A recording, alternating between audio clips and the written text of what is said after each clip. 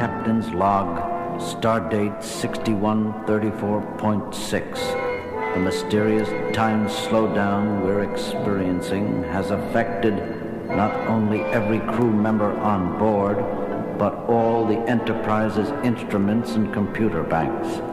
It's as if time itself were winding down, and us with it. Sensor readings confirm my hypothesis, Captain.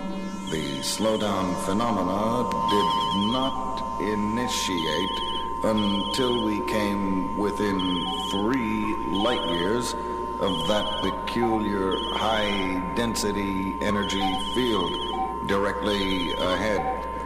Shut down all warp engines, Mr. Sulu. I want 0 acceleration. Stand by on impulse power. Shutting down engines now, Captain. Spock. Fascinating. The time slowdown seems to have leveled itself the moment we stopped approaching the energy field. For the moment, at least, things are getting no slower. That's all I wanted to know. Mr. Chekhov, bring us around to 134.8 degrees on full impulse power. I want to put at least 10 light years between us and that energy field. Aye, sir. As soon as we began moving in another direction, the slowdown effect started reversing itself, and in moments the crew and the instruments aboard the Enterprise were back to normal, just in time to face a problem of a different nature. Alien vessel moving along our starboard at warp 3, Captain. Very well, Mr. Sulu. Shift over to warp 1 and remain on this course. Lieutenant Uhura, open all hailing frequencies. I'm trying, sir. Let's see what our shadow looks like. Activate the screen. Screen on, Captain. What do you make of it, Spock? Curious. Although I'm not familiar with the design of the vessel, I would most certainly say those markings on its hull suggest we're being flanked by a warship. Message from the alien craft coming through now, sir. Attention, enemy unit. This is Conrack speaking. Surrender your vessel at once or face annihilation. You do not have long to decide. End of transmission, sir. What was that you were saying about a warship, Spock? Perhaps this other ship believes we are responsible for the time slowdown. That would certainly explain their hostility. They certainly don't feel like explaining it. Damage report. One of our shields is buckling. Moderate casualties in decks 35 to 38. Warp engines holding steady. Arm photon torpedoes, Mr. Chekhov. Photon torpedoes armed and ready, sir. Very well. Bring us about to 25.5 degrees, Mr. Sulu, and we'll be in position to... A moment, Captain. Something strange on my sensors. Report, Spock. Although the dimensions of their warship are even larger than the Enterprise, sensors indicate only 2 beings aboard. 2? Is that possible? Possible or not, it is a fact, Captain. I would suggest it might be wiser to... I'm way ahead of you, Spock. Transporter room. Scotty, are you still there? Aye, Captain. I just finished repairing her. Fine. Scotty, I want you to lock on to 2 life forms aboard that alien ship. Spock is feeding the coordinates to you now. Aye, Captain. The figures are coming over loud and clear.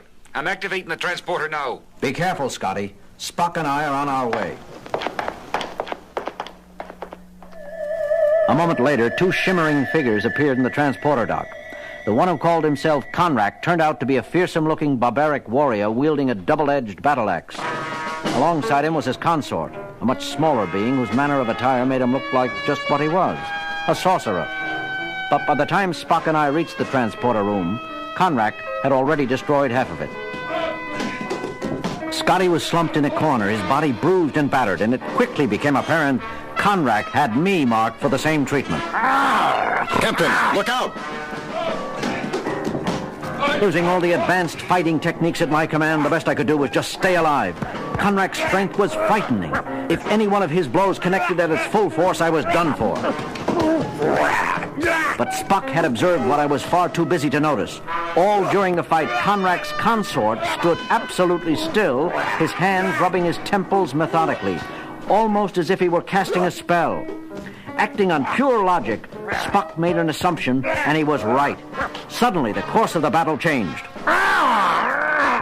Conrac's unbelievable strength was quickly reduced to the level of a normal man. Now I had the advantage and the superior fighting skills.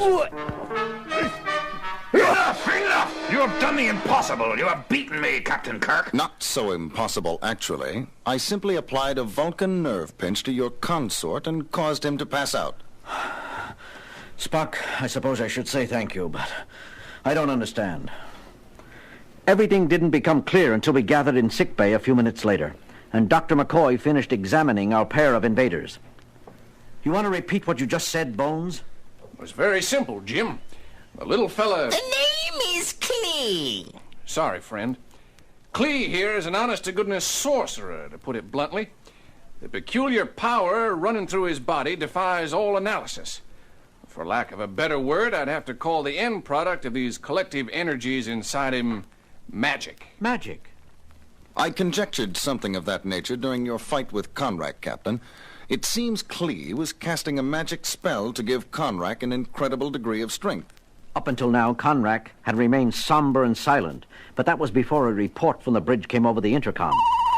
Sulu here, Captain. You told me to report any change in the status of the time slowdown area. Yes, Sulu. Well, sir, it's moved. A full 3,000 kilometers since our first sighting of it. Fascinating. Yes, it moves. It has its own orbit. Conrack, tell us what you know about this thing. Our people call it the Gola, and its far-flung orbit through this part of the galaxy brings it in range of our planet at regular intervals. A more terrible fate for any world I could not imagine. I don't get it. Just what does this Gola do? Think about it, Doctor. You saw what the time slowdown did to us in just a brief interval. Now imagine an entire planet caught in its stagnating influence for centuries at a time. Now I see. Scientific progress, cultural advances, even your people's thinking processes. It would all slow down to a crawl. Correct, Captain. Klee tells me our civilization is the same age as yours. Yet while your people explore the galaxy in starships, mine are still dressed as barbarians. But your warship... Conceived and powered by sorcery, McCoy. Not science. If it weren't for Klee's wizardry, we could never have attempted this mission. You came to destroy the Gola. By any means we could, even if it meant sacrificing ourselves. I wrongly made the assumption your vessel was controlling the Gola, and for the attack I am truly sorry. Captain's log supplemental. Conrack and Klee were sincere. Their entire race was counting on them to wipe out the menace that had held their culture locked in a standstill for centuries. And now they had the help of a starship. Phasers armed and ready, Chekhov? Armed and ready, sir. Let's hope they do more good against the Gola than the photon torpedoes just did. Fire! 3 direct hits, but sensors show absolutely no effect. Your weapons are formidable, Kirk, but the Gola seems to know no weakness. Incredible. Conjecture, Spock? I may just be an old country doctor myself, but I'd say the Gola was warping time all around him, making our phasers and photons detonate either in the past or future instead of the here and now. I'm impressed, Doctor. For a mind of your caliber, that is an amazingly accurate assessment. Spock, you can take your Vulcan mind Gentlemen, I suggest we concentrate on the disturbance at hand. Not merely a disturbance, Captain. It is now an enemy. Spock, what are you saying? The Gola is now coming directly toward us. We attacked, and now it's retaliating. That, I maintain, is an irrefutable indication of intelligence. The Gola is a living entity. Well, I'll be... As usual, Spock's logic was faultless and absolutely correct. But this revelation changed our situation dramatically. We were now up against a foe with some sort of mind. Could that fact work for us or against us? We just didn't know. But Spock and Klee were up to something, finally coming out of a huddle at the far end of the bridge. Captain, Klee and I have conceived a possible means of combating this creature. Through its mind, Captain Kirk.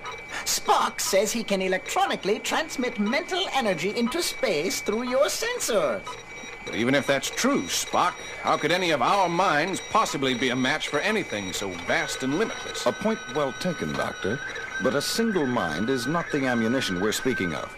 Spock thinks our one chance is to attack the Gola not with an individual, but a whole culture. Explain, Spock. A composite burst of mental energy, Captain, composed of all the minds of every member of Klee's race down through the ages.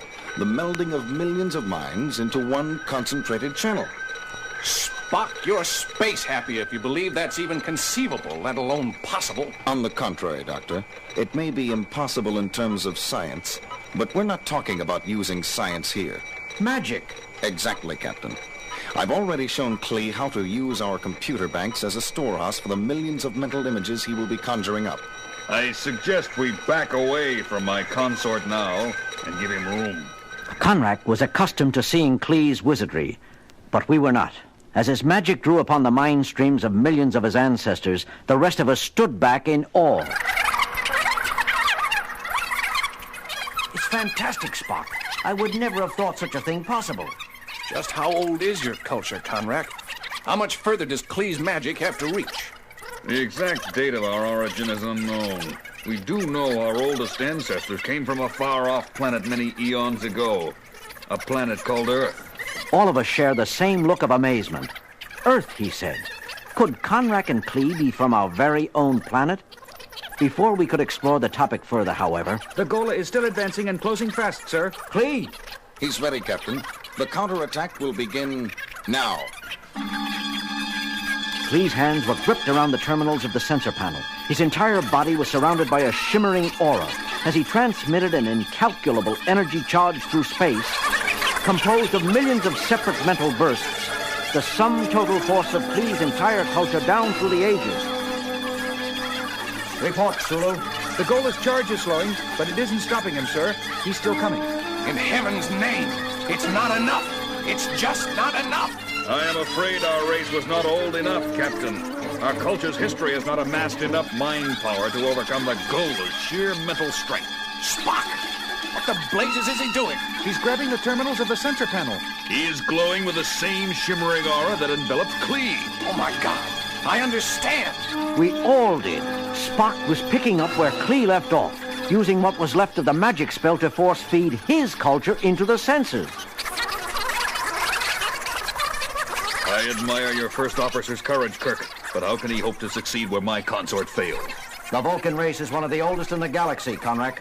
Odds are it's far older than your race or ours. That's right, now that I think of it. Vulcan history goes back so far, Spock will have billions of more mind streams to draw from. Look, I think Spock's reached his limit. He must stop. Too much mental energy will kill him. Then it happened. All at once, Spock released the sum total of Vulcan mental energy amassed through millions of years, transmitted through our sensors in one massive charge. And although the invisible charge did not show up on our screens, the result did. Look! Spock's done it! The Gola is backing away! It's trying to flee, but it's slowing down. I believe that last energy burst paralyzed it. That is correct, Conrack. Spock, you're all right? Somewhat exhausted, but feeling satisfactory, Captain. And you, Klee? I'm fine. Now that I know we've finally beaten the scourge of our race. Now that we've got the Gola where we want it, what do we do with the blasted thing? I am addressing that problem at this very moment, Doctor. Explain, Spock. In transmitting that mental burst to the Gola, I came in contact with its mental center, Captain. What we would call its mind. I have just completed a circuit that will allow all of us to hear what it is thinking at this moment. Incredible. I never could have guessed such a thing. Spock, that sounds like the crying of a baby. Very astute, Doctor. Gentlemen, Gola is a mere infant. Not a baby in the human sense of the word, but a baby nevertheless. It was spawned in the heart of a star sun millions of light years away, and its far-reaching orbit has really been a methodical search for its parent. The sun that spawned it. Yes, Conrack. The fearsome menace your people dreaded is merely a child lost in the stars. Our job now is to locate its home. Captain's log, stardate 6453.2. After using a long-range tractor beam to pull Gola behind us for several days, we finally released it moments ago. As we orbited the star sun, Spock's calculations had pinpointed as the parent. All of us watched the screen in eager anticipation. Instruments show the Gola is now stationary in the core of the star sun, Captain. Thank you, Mr. Sulu. I think it's safe to say the baby is home. Well, Spock, I've got to hand it to you. As a galactic babysitter, you're not half bad. See you all later. Spock, about Conrack and Klee, something bothers me. Captain, we returned them to their home planet. With Gola gone, they'll begin to progress normally now. I don't see a problem. That part about them coming from a planet called Earth, I can't help wondering if it was our Earth. But there are no historical records of an ancient civilization vanishing from Earth that long ago. Curious.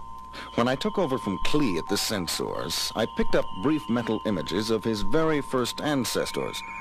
They were evacuating a sinking continent in spaceships. Spock! Tell me, Captain, isn't there an old Earth legend about a civilization that sank beneath the sea called Atlantis? Atlantis? Mr. Spock, would you be surprised if you just solved one of the greatest mysteries on Earth of all time? Surprised? Hardly, Captain. Somewhat pleased, perhaps. Spock, never mind.